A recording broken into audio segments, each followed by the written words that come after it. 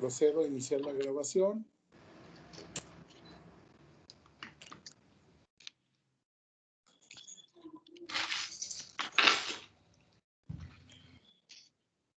Buenas tardes, tengan todas y todos ustedes, continuando con los trabajos de nuestro seminario Educación, Salud, Justicia y Democracia, organizado por el capítulo Aguascalientes del Doctorado Interinstitucional en Derecho, así como el Cuerpo Académico Administración de Justicia de la Universidad Autónoma de Aguascalientes.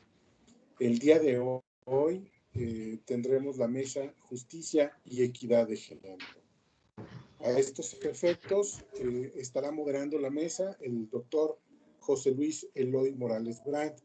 Como ustedes saben, el doctor Morales es doctor en Derecho, jefe del Departamento de Derecho de la Universidad Autónoma de Aguascalientes, cuenta con el perfil PRODEP y además es miembro del Sistema Nacional de Investigadores del Consejo Nacional de Ciencia y Tecnología con nivel 1.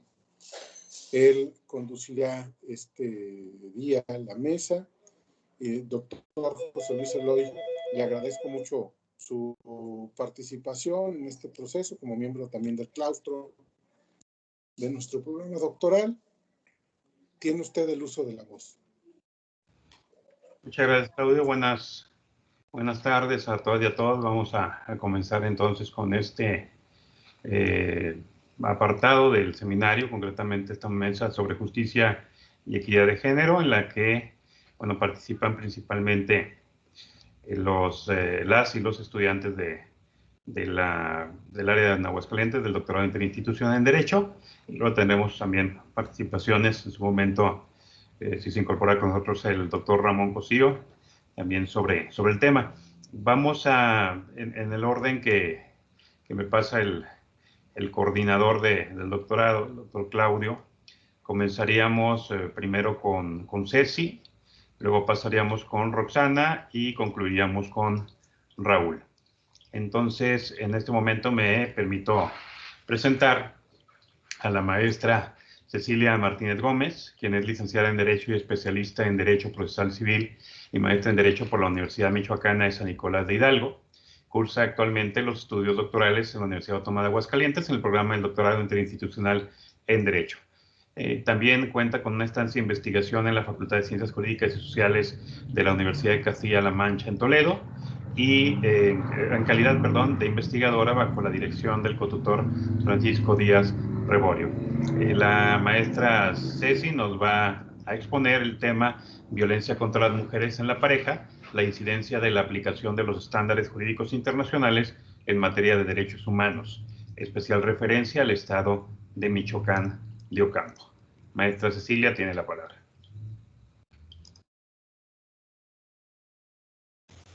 Muchas gracias.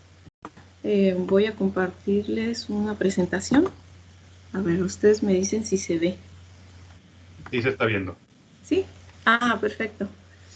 Bien, pues voy a iniciar saludándolos a todos. Buenos días nuevamente. El tema es violencia contra las mujeres en la pareja, como bien lo comentaba el doctor Eloy. El enfoque en este tema es relacionado a la incidencia de la aplicación de estándares jurídicos internacionales, con una especial referencia al estado de Michoacán de Ocampo. Bueno, ¿qué voy a abordar en estos breves minutos? El contenido, pues la justificación de la investigación, el problema, los objetivos, el marco teórico, una revisión de la literatura, el método, los resultados y las conclusiones. En cuanto a la justificación, bueno, todos sabemos que es de relevancia el tema de violencia de género en la pareja, que los feminicidios actualmente pues están muy fuertes, y más con la pandemia se dispararon mucho los índices de feminicidios. Incluso comentar que los albergues aumentaron en un 300% su capacidad por tanta violencia. Y bueno, pues lo que yo quiero exponer es también este manejo del problema por la autoridad judicial. Si bien pues es un fenómeno social que se da de violencia y que todo el tiempo ha sucedido, bueno, pues cómo la autoridad judicial ha manejado y si se cumple con los instrumentos nacionales e internacionales. En la descripción del problema, pues como ya les comentaba, es un problema que siempre ha existido de desigualdad en nuestra sociedad.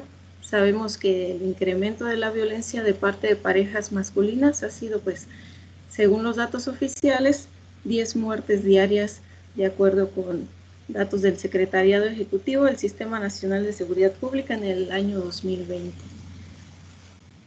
En cuanto a la descripción del problema, sabemos que hay un círculo vicioso que envuelve a la violencia contra las mujeres y hay factores que abordan la investigación como el económico, el religioso, la impunidad y el sociocultural. Y todo esto es un círculo que genera esta violencia contra las mujeres, ¿no? De desigualdad.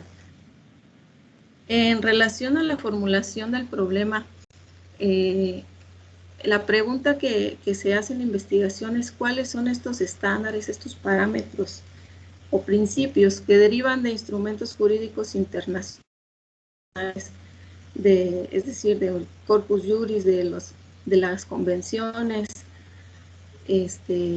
a nivel internacional, a nivel nacional, y en específico del Estado de Michoacán, en materia de derechos humanos que protegen a las mujeres en violencia de género de la pareja, y si son aplicados por la autoridad judicial.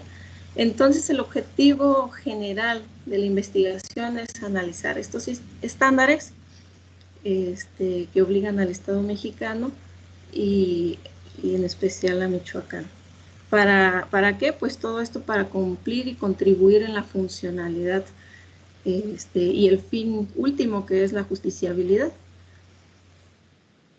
En cuanto a los objetivos específicos, tengo 4 objetivos en relación a cada capítulo. El primero, revisar el concepto de la violencia de género y fundamento de los derechos humanos de las mujeres como base inicial de la investigación. El segundo es examinar estos estándares de fuente internacional. El tercer objetivo, y en el tercer capítulo, reviso sentencias relevantes. Y el último capítulo, pues analizo estas realidades y los retos jurídicos a los que se enfrentan los funcionarios judiciales. En cuanto al marco teórico, abordo 3 sentencias que van a dar sustento a la investigación. La teoría del feminismo de la igualdad.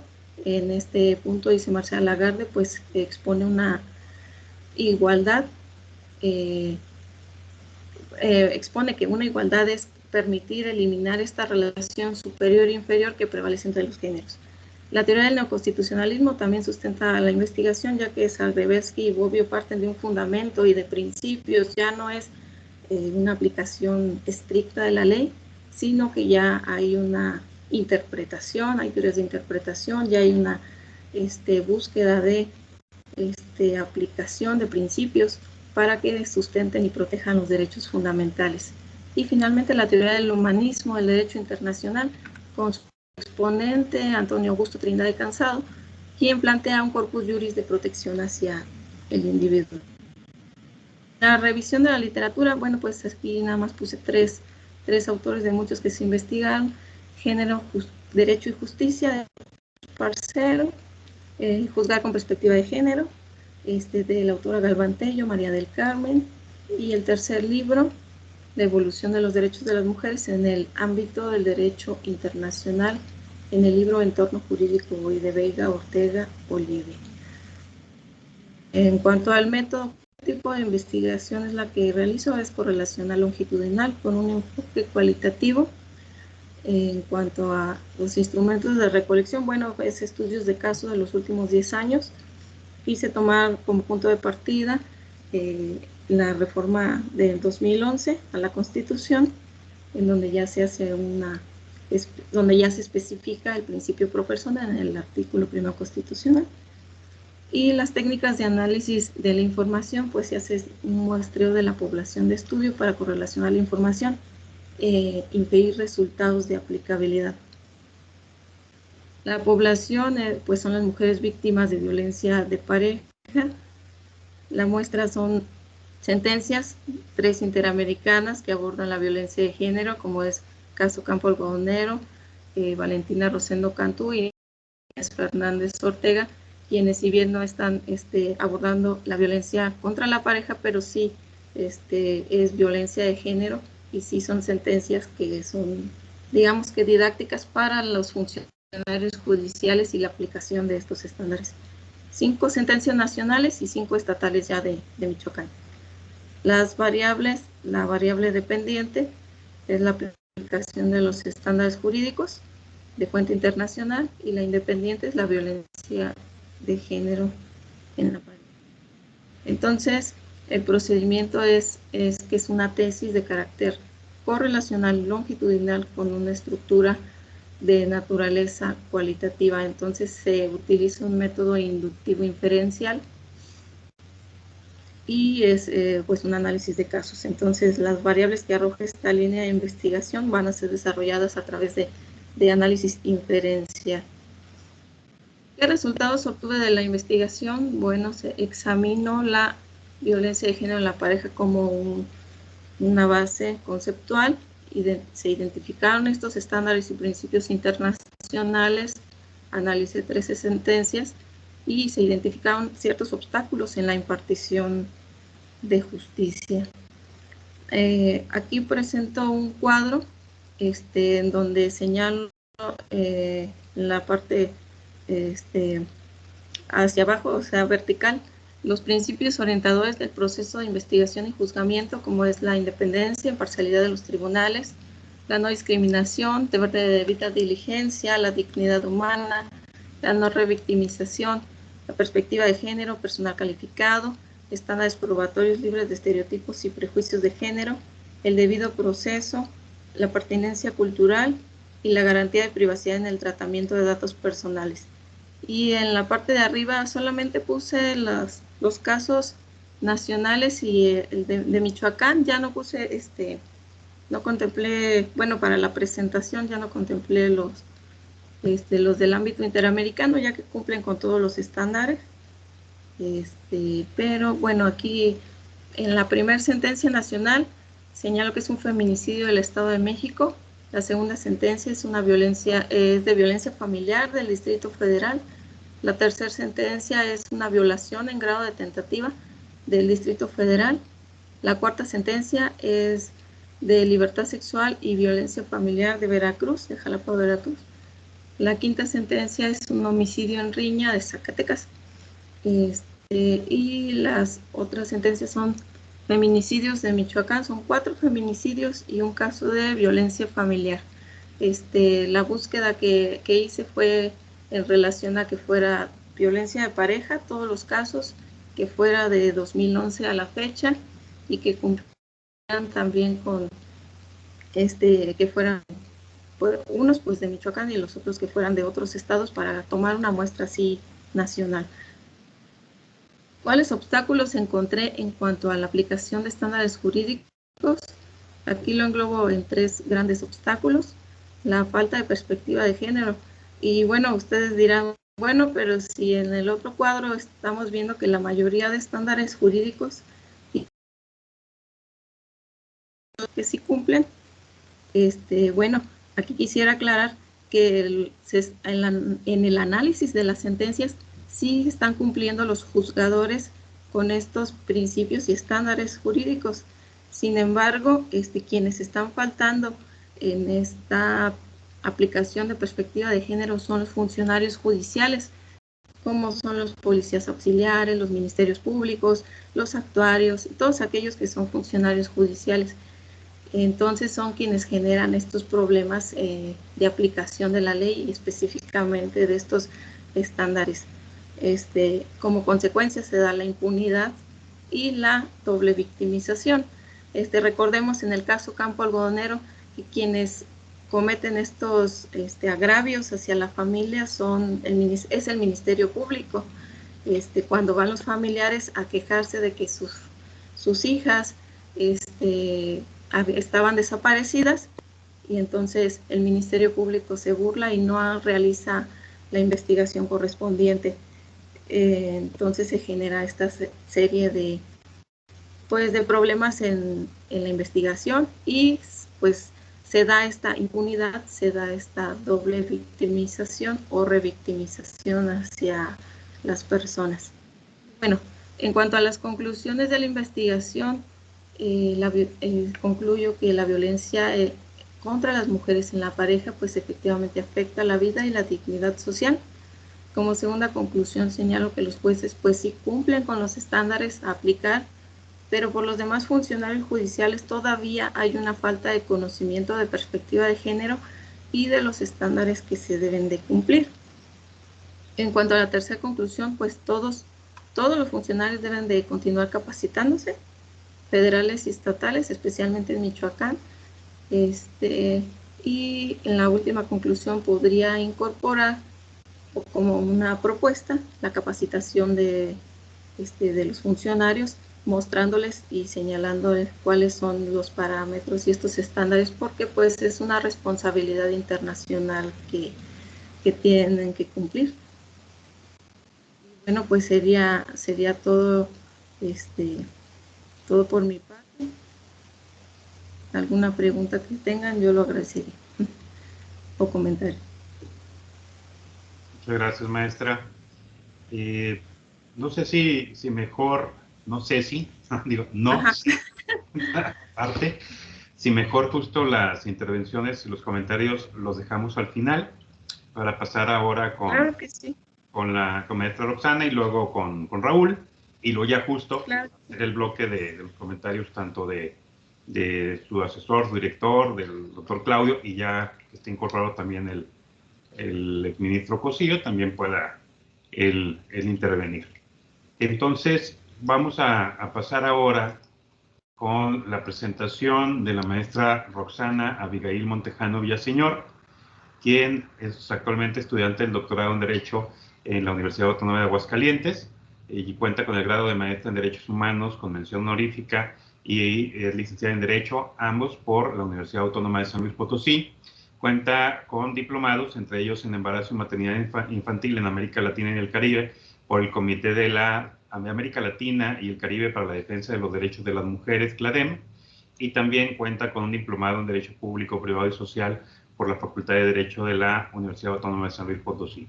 La maestra Roxana nos va a exponer el tema acceso a la justicia en niñas en situación de embarazo y maternidad, un reto jurídico e institucional para México. Adelante, maestra. Hola, muy buenas tardes a todos. Gracias al doctor Eloy por la presentación. Saludo a mi director de tesis que está presente, al doctor Claudio, y bueno, a mi compañero Raúl y mi compañera Cecilia, de estudiantes también del doctorado. Bien, bueno, mi investigación parte de la recepción de estándares internacionales en materia de acceso a la justicia, como bien comentaba el doctor Eloy, para niñas en situación de embarazo y maternidad, como reto jurídico e institucional para México. La metodología que yo decidí emplear en el trabajo es, bueno, obviamente sustentada teóricamente, es una metodología cualitativa de corte explicativo que, de acuerdo con Jorge Bittker, pues el proceso explicativo va de la mano del descriptivo y el analítico. Por ende, el enfoque descriptivo se sugiere cuando dentro de la investigación, dentro de los objetivos de la investigación, se encuentra el conocer elementos, atributos, características o componentes tanto de instituciones jurídicas como sociales.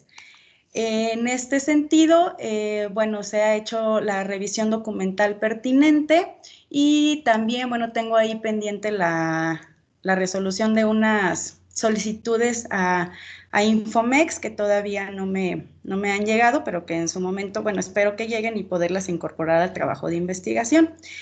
En este sentido, el marco teórico para el acceso a la justicia, bueno, parte de teóricos como Amartya Sen y Marta Nussbaum con el enfoque de las capacidades, y también porque específicamente Amartya Sen nos habla de la cuestión de políticas públicas, y esto se complementa a lo largo del trabajo de tesis con el derecho internacional de los derechos humanos, específicamente en derechos situados en relación con el enfoque de niñez, es decir, un enfoque etario, y con un enfoque de género, en este caso para las niñas, y también con la cuestión de gobernanza. En este sentido, el objetivo general del trabajo de investigación es analizar los estándares internacionales para identificar cuáles son aquellos criterios a seguir en el acceso a la justicia de las niñas víctimas.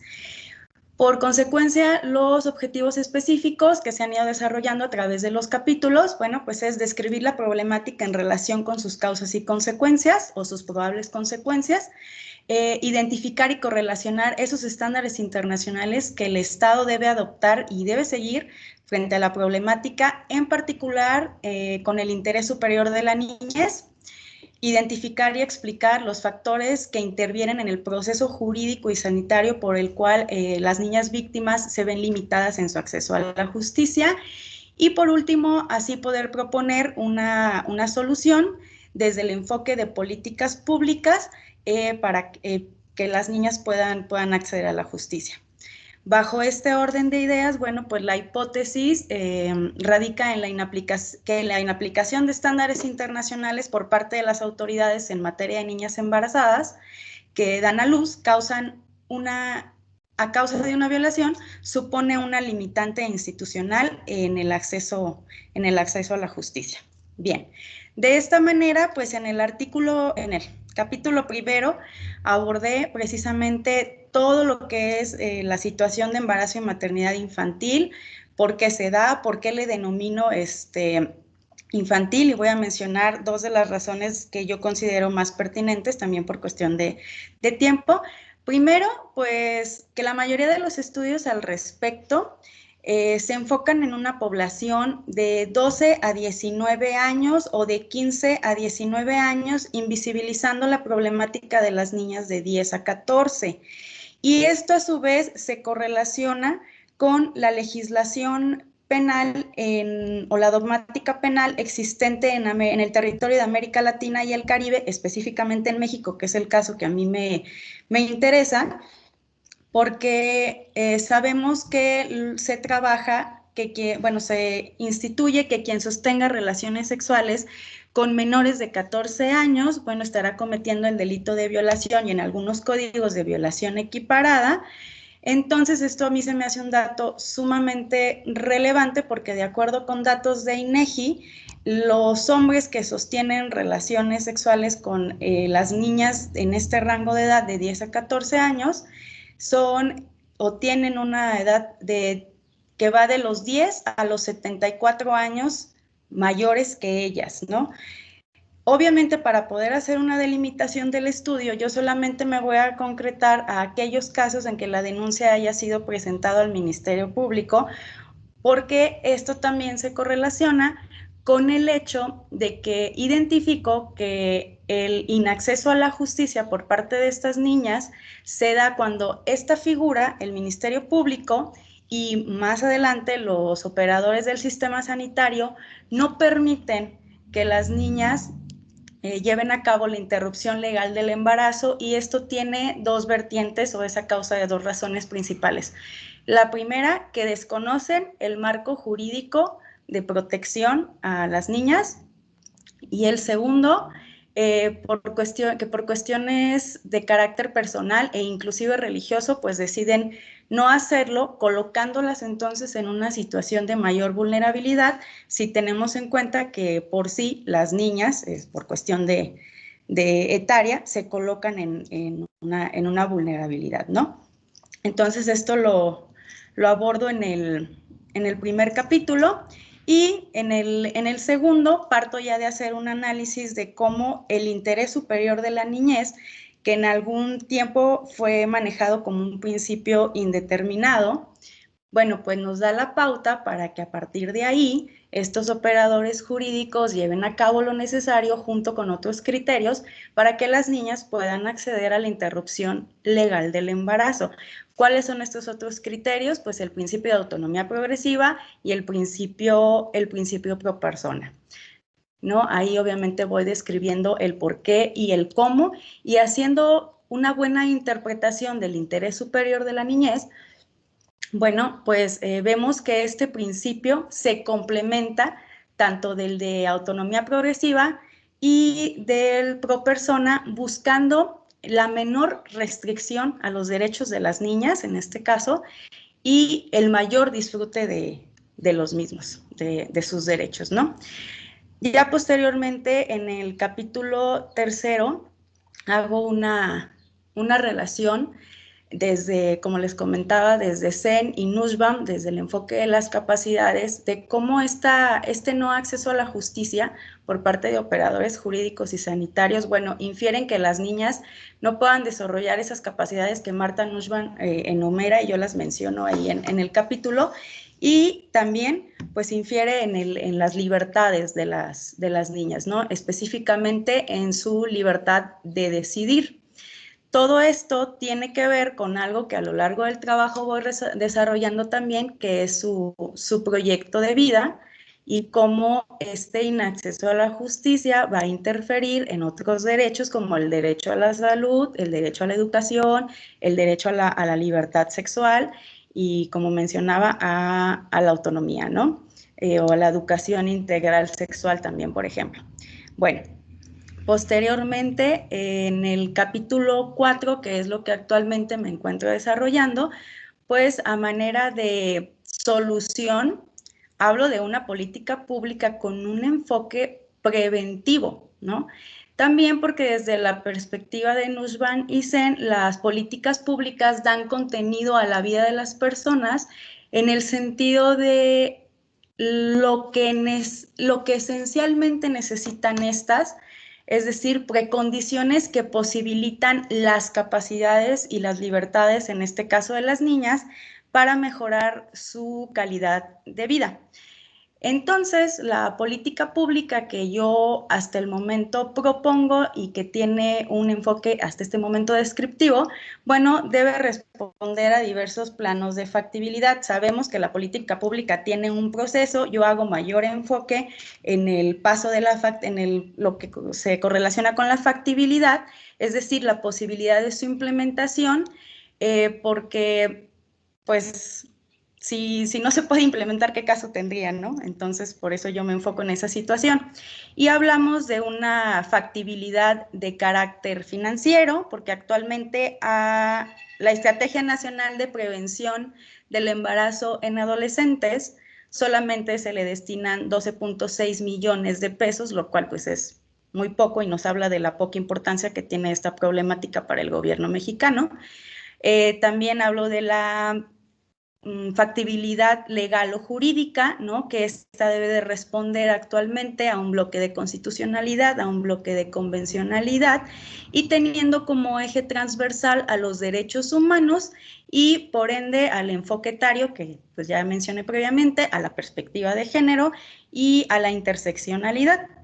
También hablo de la factibilidad política y de la factibilidad administrativa, pero sí enfocándome, reitero, en la factibilidad jurídica y legal. Y es así lo que tengo de mi trabajo hasta el momento. Muchas gracias. Roxana. A continuar entonces con la dinámica, como les comentaba. Vamos a continuar. Claudio, tú que ya te estás viendo, está ahí ya José Ramón Cosío en la sala de espera. Sí, de hecho, Ahí está. ya le di ingresar. Aquí estoy. Hola, doctor. Buenas tardes, doctor. Tarde, pero sin hambre. Esa es la ventaja. ¿Cómo están, Muy bien, muchas gracias. Todos bien, muchas gracias. Qué bueno que nos acompaña. No, hombre, por favor, gracias a ustedes. Acabo de terminar clase, por eso hasta ahora podía. Gracias. No se preocupe. Ahorita nos vas a pasar con la exposición de Raúl Sandoval y terminando con él, pasamos con usted, doctor, si nos permite. Ustedes digan. Okay. Aquí estoy. Muchas gracias. Entonces, voy a quitar el micrófono para no... Sí, gracias, doctor. Vamos a continuar entonces con la dinámica.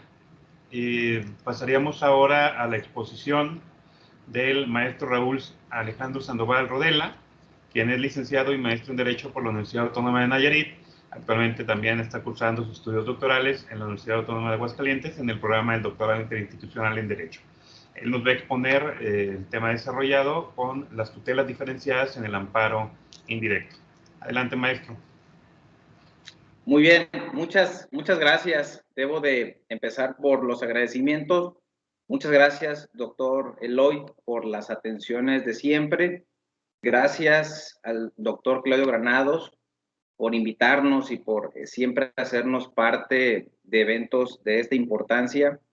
Gracias también por todo lo que hace y ha hecho en cuanto a la conducción del trabajo de investigación que desarrollo. Muchas gracias al doctor Libreros por siempre compartirme algunas inquietudes, algunas recomendaciones. Al doctor Cosío, un verdadero honor, un privilegio el poder escucharlo, el poder atender sus recomendaciones, las sugerencias que atinadamente realiza a la investigación doctoral que desarrollo. A mis compañeras de doctorado, gracias por este acompañamiento, por ser compañeros de este importante viaje llamado doctorado interinstitucional. Pues bien, esta semana hemos sido convocados para un seminario muy importante denominado Seminario de Educación, Salud, Justicia y Democracia en el Tránsito de la Pandemia. Y el día de hoy hay un tema de la mayor relevancia, justicia y equidad. Quienes me han seguido en la elaboración del trabajo de investigación que llevo a cabo darán cuenta que mi tesis se inserta en el primero de los conceptos, en el de justicia. Y particularmente a propósito de la pandemia, en un término que me parece importante traer ahora, la denominada justicia oportuna. Como se sabe, el amparo es la garantía constitucional por antonomasia. Y como ya lo he expuesto ante ustedes, a decir del maestro Fixamudio, el amparo aglutina una federación de instrumentos procesales. El diseño original era el de un instrumento breve y sencillo para la tutela de los derechos humanos, de los derechos fundamentales. Dentro de esa federación, este instrumento de tutela es el que interesa la tesis de investigación que desarrollo. Esta garantía constitucional, si bien es cierto, es de la mayor importancia y de la mayor valía, no es lo expedita que todos quisiéramos. El diseño legislativo es el de un proceso rápido, luego que en un plazo de 30 días, por regla general, debe tener lugar la audiencia constitucional en la que habrá de dictarse la sentencia. Sin embargo, como lo reconoce el Pleno de la Corte, pues este amparo indirecto tiene una duración promedio de 6 meses, el cual pareciera pues un plazo breve si se le compara con los juicios ordinarios. Sin embargo, es excesivo para el estándar que requiere la protección de los derechos fundamentales. A propósito de los temas del seminario, la vida, la salud, la integridad corporal, en algunas ocasiones la educación no puede esperar todo ese tiempo. Se requiere en algunas de las ocasiones de un actuar y urgente, tutelar aquí y ahora o nunca más.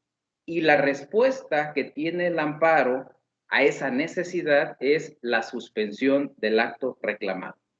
En el estado de la cuestión del tema, la doctrina y la judicatura hoy de manera pacífica concluyen que a través de la suspensión del acto reclamado puede haber dos tipos de efectos: la paralización de los actos reclamados propiamente dicha o la restitución provisional de los derechos fundamentales. La posición que sostengo en la investigación que desarrollo es que además existe un tercer efecto y en consecuencia una tercer tutela que es de carácter residual, excepcional, que ha desbordado el borde o el molde cautelar, el molde provisional por las necesidades de tutela, y lo explico de manera muy breve. Históricamente podemos ubicar dos etapas en la suspensión. Esa suspensión estrictamente conservativa, estrictamente paralizante, cuyo origen y cuya pertenencia es el siglo XIX, el siglo de los derechos de abstención, donde el ciudadano o donde el gobernado requería del Estado no intervenir. Déjame hacer, dame libertad y no te inmiscuyas en mi esfera jurídica. Por lo tanto, esa suspensión paralizante que ordena la autoridad detenerse es efectiva para ese siglo XIX. Sin embargo, en el siglo XX vienen otros derechos de naturaleza distinta a aquellos. Ya no solamente requerimos que el Estado no haga, ahora pedimos que el Estado haga, que el Estado otorgue, particularmente prestaciones, y en nuestro caso, que lo haga de manera urgente. Y es entonces que hoy, como repito, de manera pacífica se admite que la suspensión pueda tener un efecto restitutorio provisional, lo que se ha identificado como tutela anticipada, por virtud de la cual, una vez que el quejoso presenta la demanda de amparo, en un plazo de 24 horas a partir de que se recibe la demanda, el juzgador de amparo puede ordenar que se restablezca, que se restituya al quejoso en el goce del derecho violado mientras recae o mientras viene la sentencia ejecutoriada. Esa situación no fue sencilla. Hubo una lucha para llegar a esa situación iniciada, si tenemos que ubicar un punto de partida, iniciada por Ricardo Couto, quien desde el siglo pasado abogaba por un amparo provisional. Sus pasos fueron seguidas por el maestro Fix Zamudio, quien en sus atinadas reflexiones concluía que la suspensión es una medida cautelar y que, como las de su género, puede ordenar tanto la conservación como la restitución provisional de los derechos fundamentales. El siguiente paso sería con las jurisprudencias 15 y 16 del año 96 del Pleno de la Corte. El siguiente tendríamos que ubicarlo con la Ley de Amparo 2013, en donde para la suspensión a petición del quejoso, el artículo 147, párrafo segundo de Ley de Amparo, permite que en la suspensión del acto reclamado se restituya al quejoso en el goce del derecho violado. Hoy en día existen abundantes criterios, jurisprudencia de la Corte, alguna muy interesante que fue de la ponencia del ministro Cosillo, en donde se da mérito, en donde se reconoce aquella expresión de Ricardo Couto de que la suspensión en el amparo puede tener efectos de amparo provisional. Y bueno, a propósito de la pandemia, yo quisiera mencionar 3 casos que podemos consultar en el Semanario Judicial de la Federación relacionados con los temas que nos convocan en el seminario de investigación.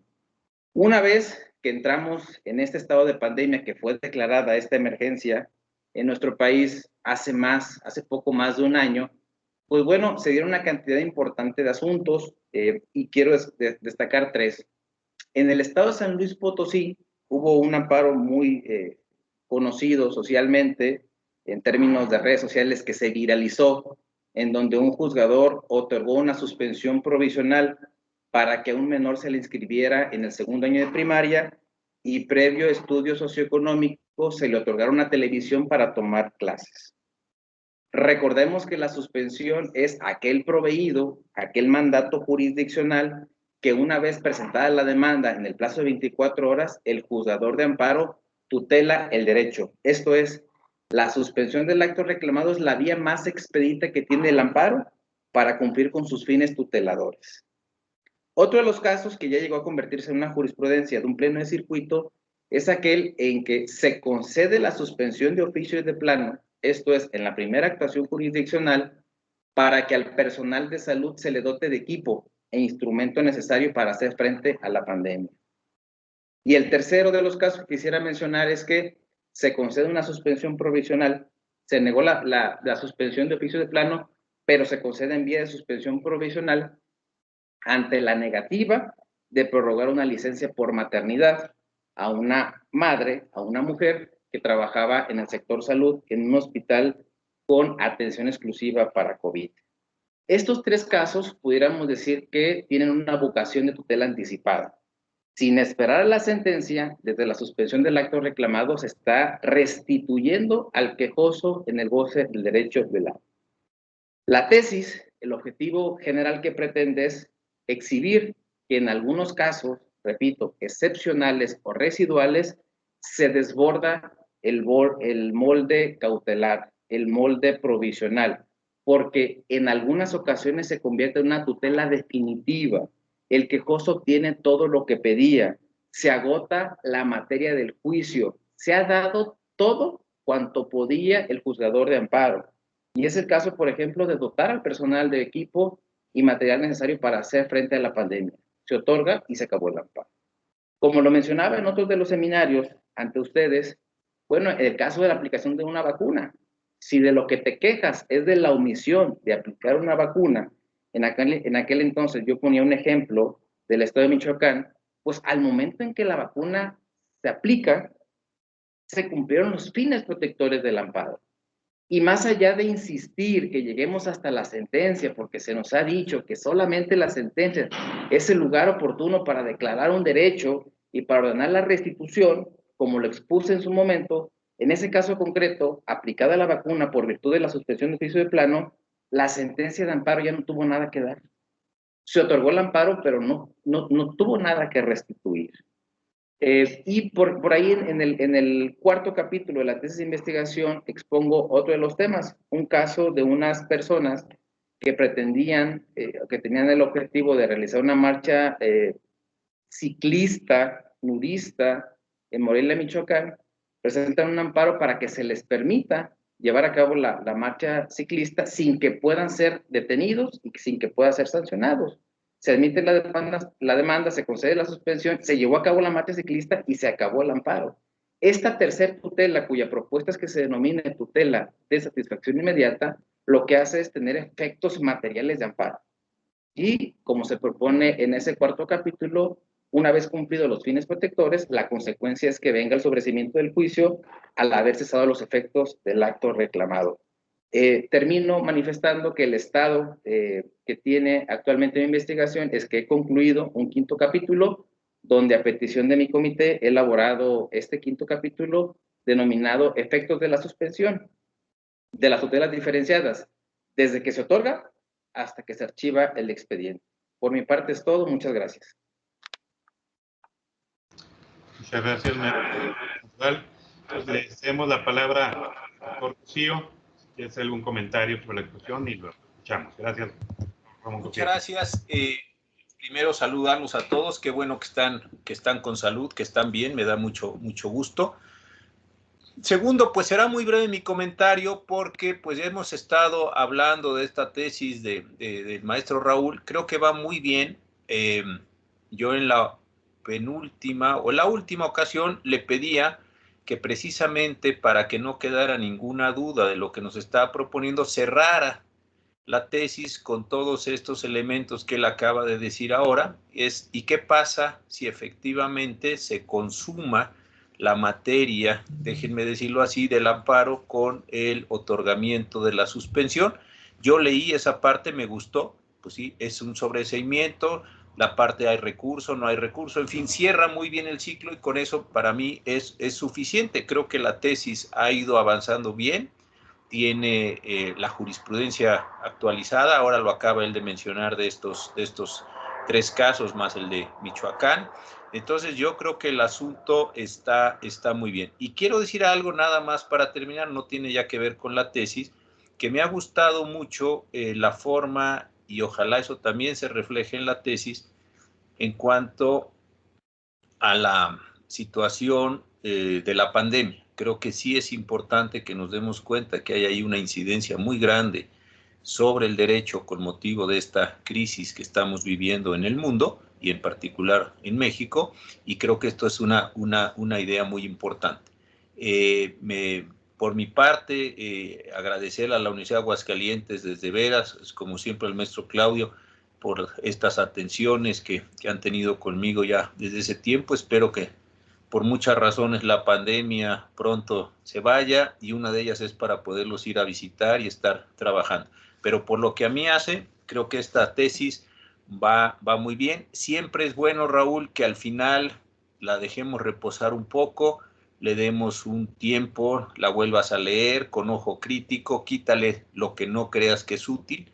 A veces uno empieza poniendo un andamiaje muy grande para sostener cosas, toma la pluma y diga, esto no creo que sí, achícala, precísala, esto a veces ayuda muchísimo al texto, quitarle cosas. Se utiliza esa vieja frase que dijo, no tuve tiempo de hacerlo más pequeño, tú sí estás teniendo algo de tiempo, ojalá la aprietes para que quede muy bien y podamos ya cerrar este ciclo de tu vida tan importante. Así es que muchas gracias a todos por la nueva oportunidad de estar vinculado con esta universidad que está haciendo cosas tan importantes, con este programa, con la Facultad de Derecho, en fin, con todos ustedes, y de verdad muchas gracias. Por mi parte, vamos muy bien con la tesis.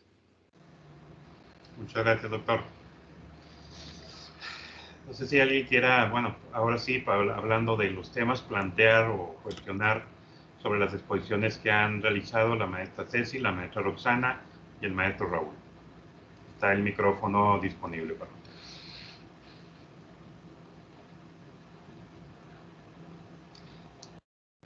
Adelante, Manolo. Buenas tardes a todos, un gusto como siempre poder trabajar y colaborar con toda esta comunidad vibrante, y de nuevo reconocer que ahora sí que dentro de las cosas buenas que nos puede dejar esta crisis es la posibilidad de estar en contacto por este medio, y pese a que tengamos ubicaciones geográficas distintas. Yo quiero primero felicitar a todos los doctorantes, porque ya prácticamente están cerrando el proceso. Y no es una situación sencilla, realmente entendemos que el trabajo es de largo recorrido, que puede haber algo de cansancio, que hay mucha demanda por lo que estamos viviendo todos en el entorno laboral, personal, familiar, pero solicitarles que den ese último paso, que tomen aliento y que cierren a tambor batiente todo lo que han venido haciendo. Entonces, tómense el tiempo para reflexionar. Con esta postura crítica que ahora tienen ustedes, no son las mismas personas que empezaron hace 2 años, 3 años con investigación. O sea, ya tienen un andamiaje crítico que les va a permitir ver su documento desde otra perspectiva. Entonces, sean ustedes sus críticos, pero también sean indulgentes con su trabajo. O sea, ¿a qué me refiero? Permítanse dudar y trabajen sobre aquello que tengan que reforzar. Y aquí quiero hacer una pequeña reflexión en relación al tema que ya incluso había platicado un poquito con Roxana y con Cecilia. Al momento que hablamos de estándares internacionales, no dejemos de lado hablar de estándares en general. O sea, es decir, el estándar que se genera con el bloque y con los parámetros de la interpretación de los derechos. No nos vayamos pues, solamente a trabajar con los estándares internacionales, sino en la conjunción con el derecho nacional. Lo que les decía de procurar que el derecho internacional de los derechos humanos complemente el esquema de protección nacional.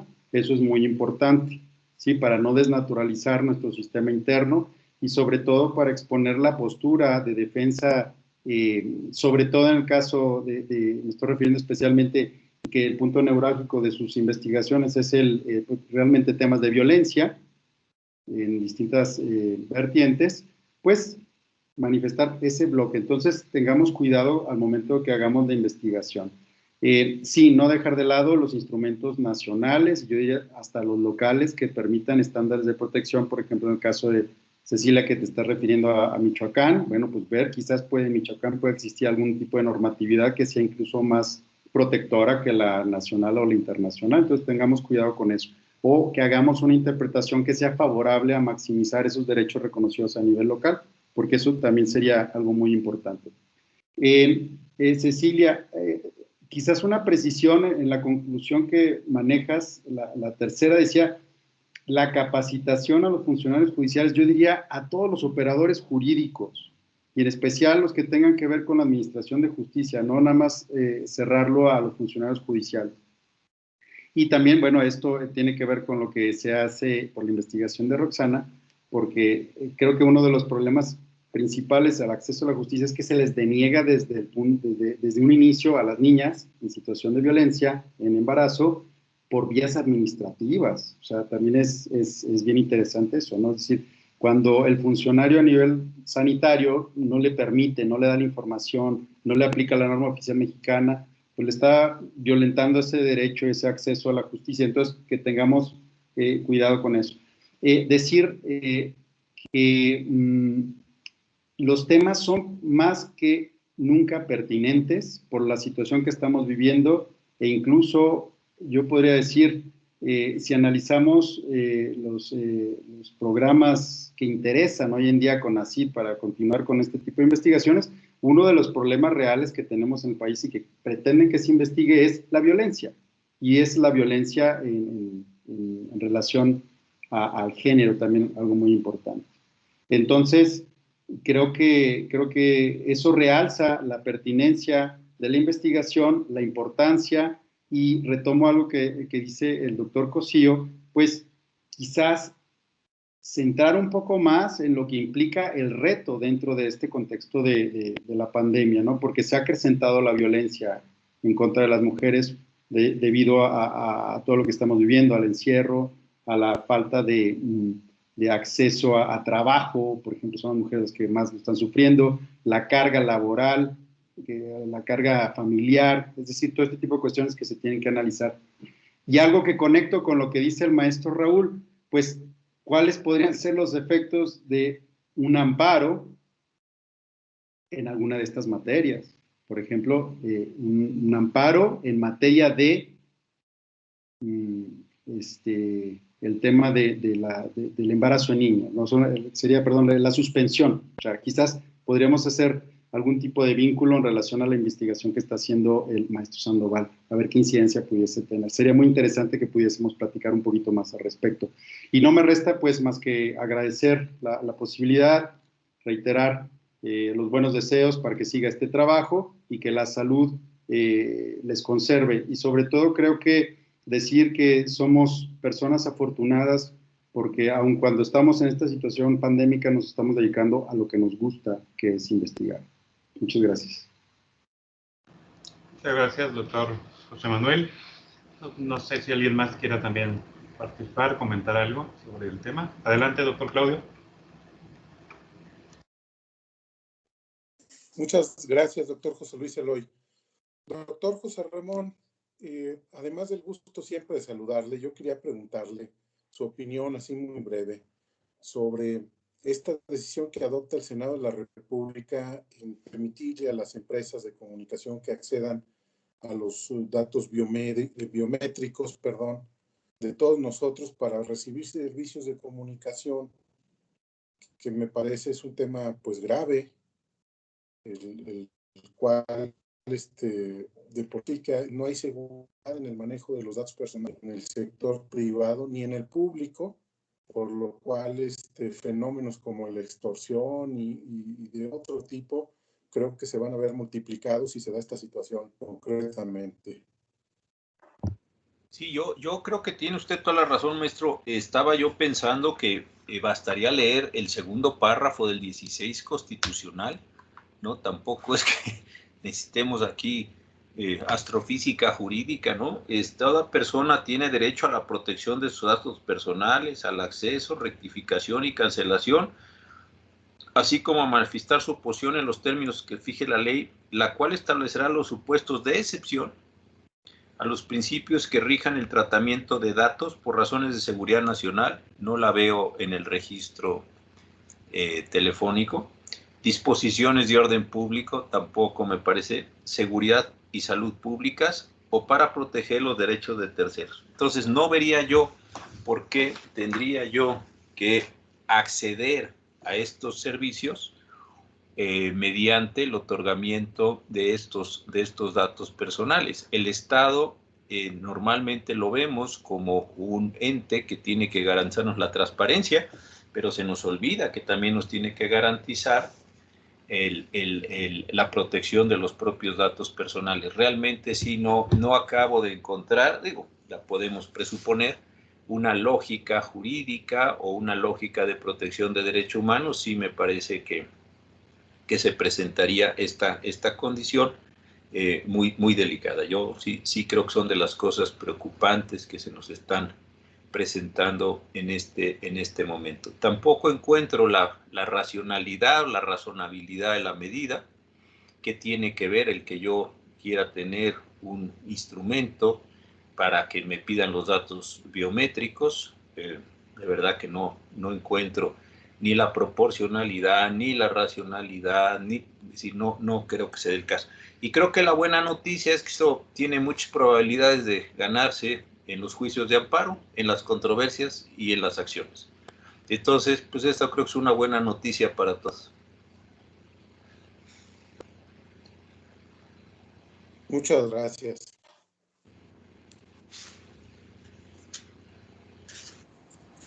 ¿Algo más? ¿Alguien más quiera participar o comentar sobre los temas que se han expuesto aquí? Una pregunta, ¿qué sigue con Raúl y con las compañeras? El otro día estuve en su exposición, pero en el caso concreto de Raúl, que es el que me toca participar, ¿qué sigue ya, no sé, para como decía José Manuel, para ayudarlos ya que lleguen a la orilla, ¿no? Porque ya sí. Llevan un buen rato nadando estos chicos, no se nos vayan a cansar. Es cierto. Tenemos el examen, digamos, una especie de preexamen con el último seminario general de investigación, doctor, donde ellos ya presentan, digamos, el proyecto de tesis terminado, donde ya el comité, si da su aprobación al mismo de forma integral, entonces ya nada más fijaríamos la fecha previo trámites administrativos que se hacen en la Universidad Autónoma de Aguascalientes para estarnos reuniendo el comité para simplemente discutir la tesis y en su caso, si es bien defendida, pues puedan obtener. Fantástico. Pues apúrate, Raúl, apúrense, Roxana y también Cecilia, para que ya tengamos 3 doctores y buenas tesis y buenos libros que deben seguir a todo esto, ¿no? Bueno, ya quedaron que para mañana está listo todo, ¿eh? Así es. Oiga, maestro, pues ¿qué barco es usted? ¿Por qué tanto tiempo? Parece un barcazo, maestro, perdón. No, pero sí, ya terminemos, porque de verdad creo que están muy interesantes los temas. Como decía también el maestro José Manuel, es un momento de la violencia, creo que las cosas las tenemos que sacar y ponerlas a reflexionar, ¿no? En la comunidad. Así es. Así es, doctor. Y por cierto, fíjese que con motivo de este seminario vamos a hacer un libro de los profesores y alumnos del doctorado que queremos invitarlo pues, para que nos ayude participando en este texto que queremos sacar este año y cumplir pues con un anhelo que tiene el capítulo Aguascalientes del programa de tener un texto de profesores con sus alumnos sobre los avances de sus proyectos de investigación. Sí, me dicen los requisitos, ya sabe que yo con todo gusto le entro. Muchas gracias, doctor. Bueno, pues les deseo buena tarde a todos. Cuídense mucho. Me avisa Raúl de todo y Roxana y Cecilia, a ver si nos invitan al examen. Sí. Bueno, ya me voy a hacer otra cosa. Cuídense mucho y gracias como siempre. Gracias, doctor. Gracias, doctor. Buenas tardes. Gracias. Hasta luego. Muy bien, entonces ya pueden respirar todos los demás. Si no hay más. Mañana entrego mi tesis terminada.